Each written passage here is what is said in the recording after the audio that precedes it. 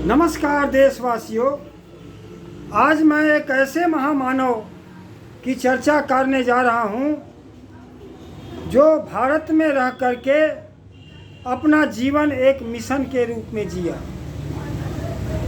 इस देश के कराहती मानवता को न्याय दिलाने में जिसका सबसे बड़ा योगदान है,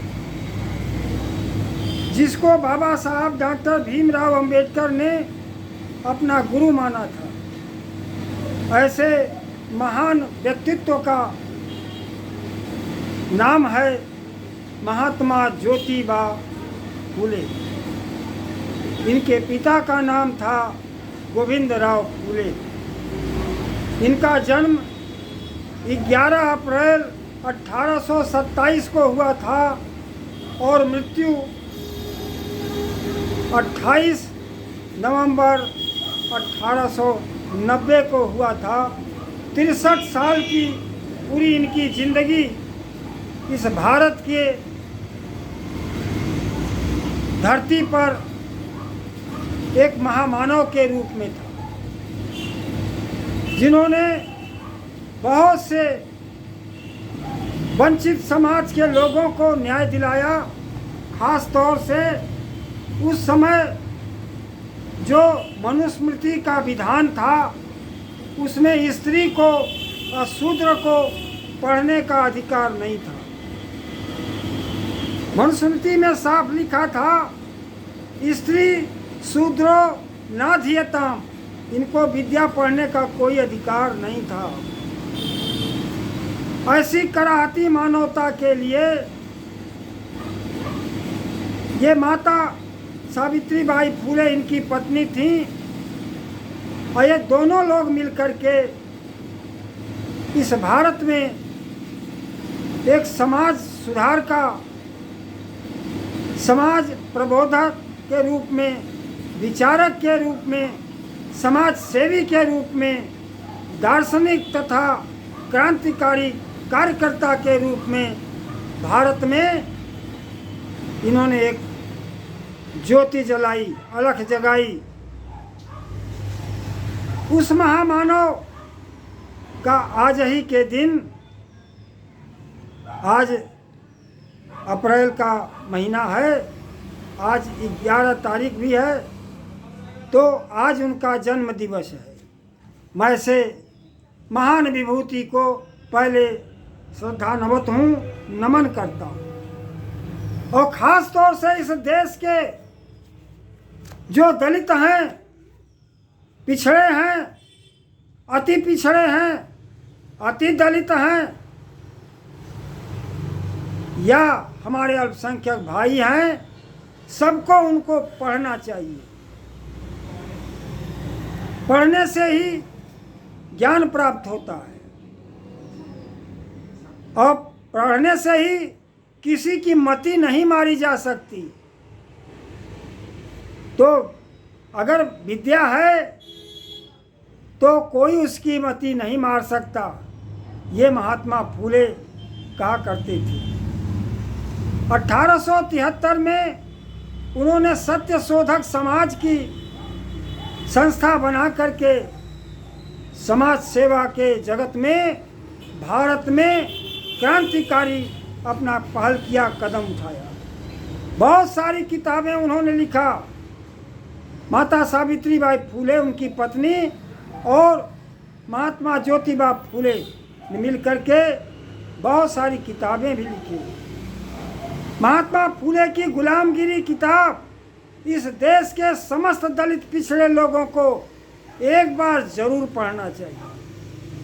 अगर नहीं पढ़ोगे तो आज का जो जीवन आप जी रहे हो, नहीं पता चलेगा कि ये जीवन भी हमको आज जो मिला हुआ है, इसके पीछे कौन खड़ा था और कौन इसकी देन है। 1848 में इन्होंने पहला, इस भारत में पहला नारी शिक्षा के लिए एक स्कूल खोला था।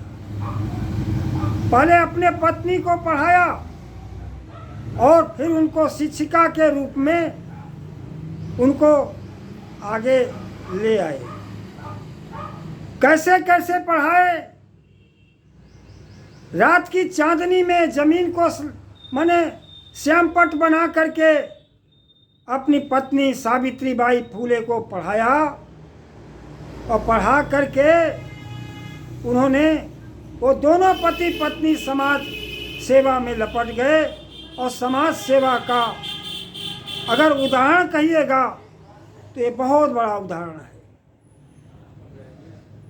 महिलाओं व पिछड़े और अछूतों के उत्थान के लिए इन्होंने अनेक कार्य किए। समाज को में व्याप्त भेदभाव के विरुद्ध थे, बाल विवाह का विरोध करते थे, विधवा विवाह के समर्थक थे। सामाजिक कुप्रथा जो उस समय की थी और जो अंधविश्वास था कि जाल पूरे समाज में जो फैला था उससे मुक्त कराने का जीवन पर्यंत उन लोगों ने प्रयास किया। और इसके लिए क्या क्या कुर्बानियां नहीं देनी पड़ी।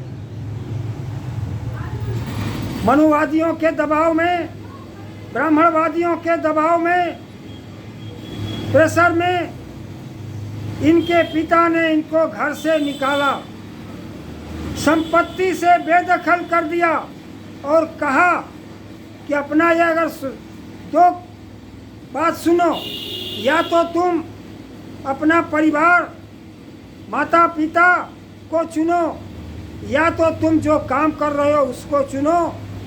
अगर तुम वंचित समाज को, दबे पिछड़ों को मनुस्मृति के सिद्धांतों के हिसाब से अगर ऐसे लोगों को के पठन पाठन का कार्य तुम करोगे तो तुम्हें घर से निकालना पड़ेगा। दोनों फैसले सामने हैं, तुम्हें फैसला करना होगा कौन सा राह अपनाओगे। उन्होंने घर छोड़ने का फैसला किया, अपना संपत्ति से बेदखल होना भी स्वीकार किया, लेकिन इस देश के वंचित समाज को, जिसको मनुस्मृति ने पढ़ने के अधिकार से वंचित कर रखा था, उनके शिक्षा के कार्यक्रम को वो आगे बढ़ाते रहे। एक बार की भी बात है कि उनके अपने मित्र की शादी थी। मित्र के बुलावे पर जब वो उसके शादी में गए तो उनको ब्राह्मणवादियों ने दुत्कारा कि तुम्हारी हिम्मत कैसे पड़ गई कि ब्राह्मणों के बारात में तुम शामिल हो गए।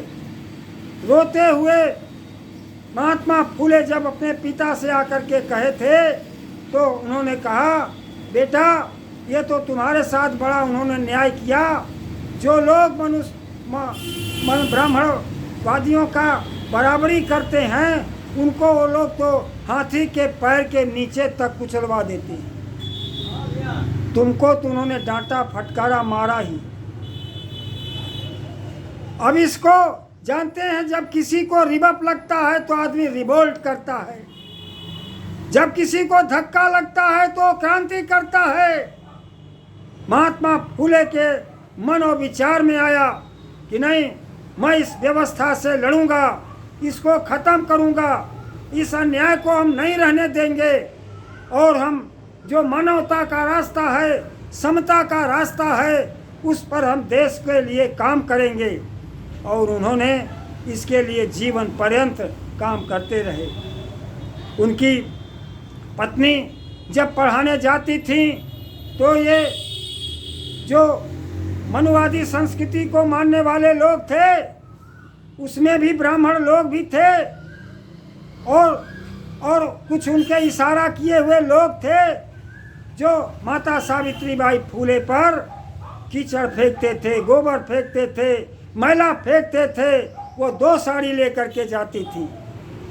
आज जो नारियां पढ़ रही हैं, आज जो इस देश में पढ़ने का अधिकार हमें मिला है, अगर इसको कहा जाए तो इसकी प्रेरणा भी बाबा साहब को, महात्मा फूले और माता सावित्रीबाई फूले से मिला। बाबा साहब इनको अपना गुरु के रूप में मानते थे और कहते थे भारत के अंदर अगर सामाजिक क्रांति का कोई अग्रदूत है तो उसका नाम है फूले दंपति, महात्मा फूले, माता सावित्रीबाई फूले। और इन्हीं बातों पर आगे चल करके साहू महाराज ने भी अपने कार्यकाल में पिछड़ों को 50% तक का आरक्षण दिया। बाबा साहब अम्बेडकर को जब संविधान बनाने का मौका मिला तो उन्होंने शिक्षा को प्राथमिकता दी और हर नागरिक को, हर बच्चे को, हर 14 साल के बच्चे को शिक्षा अनिवार्य और मुफ्त करने की इसके संविधान में लाया।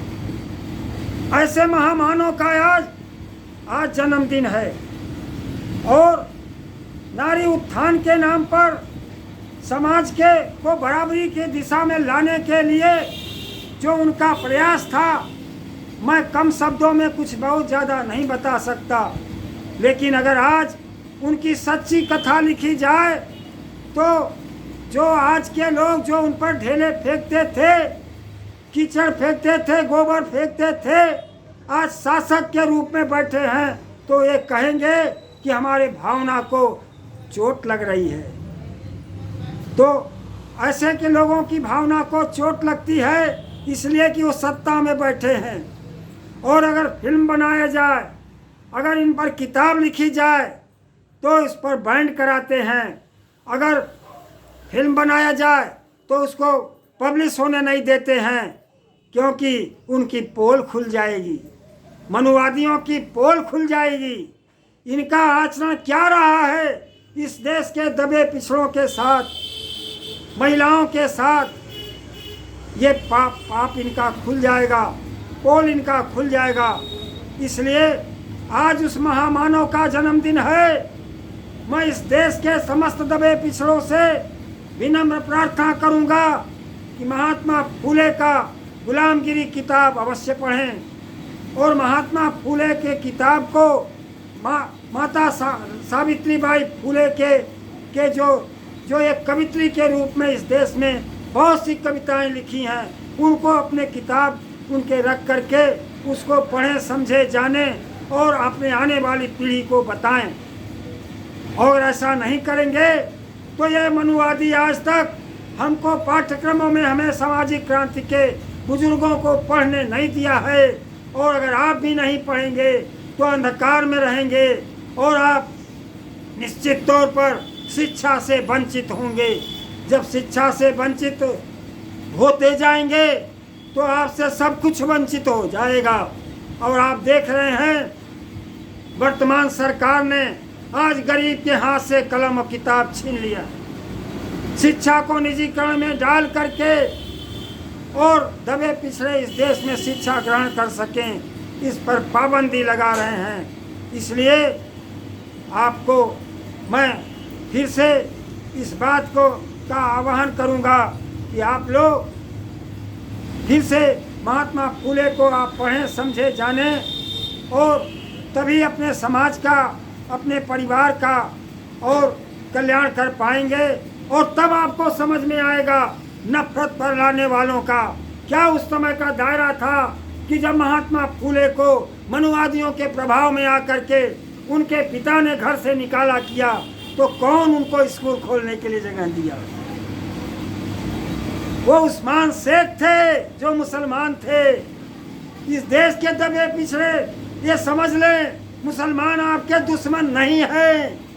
हमको इस देश में सबसे पहला दबे पिछड़ों को अगर स्कूल मिला तो 1848 में महात्मा फूले, माता सावित्रीबाई फूले के माध्यम से मिला। और वो पहला घर है उस्मान शेख का जिन्होंने अपनी बहन फातिमा शेख को भी सावित्रीबाई फूले के साथ लगाया और दोनों लोगों ने मिल करके इस देश के अंदर जो अंधकार शिक्षा का था उसको ख़त्म किया है। और इसलिए मैं बार बार उनको नमन करता हूँ ऐसे अवसर पर। और आपसे भी विनम्र प्रार्थना है कि आज ज़रूर महात्मा फूले को आप याद करें और उनको किताबों को रखें, अपने बच्चों को उनके बारे में समझाएं। इन्हीं बातों के साथ वाणी को विराम देता हूँ। बात अच्छी लगे तो इसको आगे बढ़ा दीजिए, हमारे चैनल को सब्सक्राइब कर लीजिए।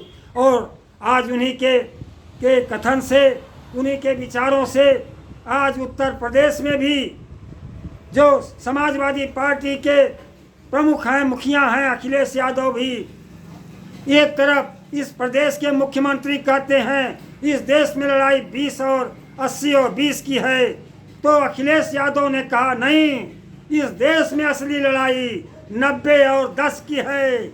इसको समझने के लिए क्यों अखिलेश यादव ने कहा कि इस देश के अंदर लड़ाई 90 और 10 की है, इन्होंने महात्मा फूले को पढ़ लिया, माता सावित्रीबाई को पढ़ लिया और जान लिया। आज इसलिए वो अपने समाज को, आने वाले पीढ़ी को ये कह रहे हैं कि इस देश से में अगर असली लड़ाई है तो 90% दबे पिछड़े शोषित समाज की लड़ाई 10% जो विषमतावादी हैं, मनुवादी हैं, उनसे है। तो इसलिए 90% लोग, दलित, पिछड़े, अल्पसंख्यक एकजुट हो करके वो इस देश में और अपनी सरकार 90% का बनाएं और 10% को इस देश से बेदखल करना है, सत्ता से, देश से हम निकाला करने की बात नहीं करते। इन्हीं बातों के साथ वाणी को विराम देता हूँ। नमो बुद्धाय। जय भीम, जय भारत, जय संविधान।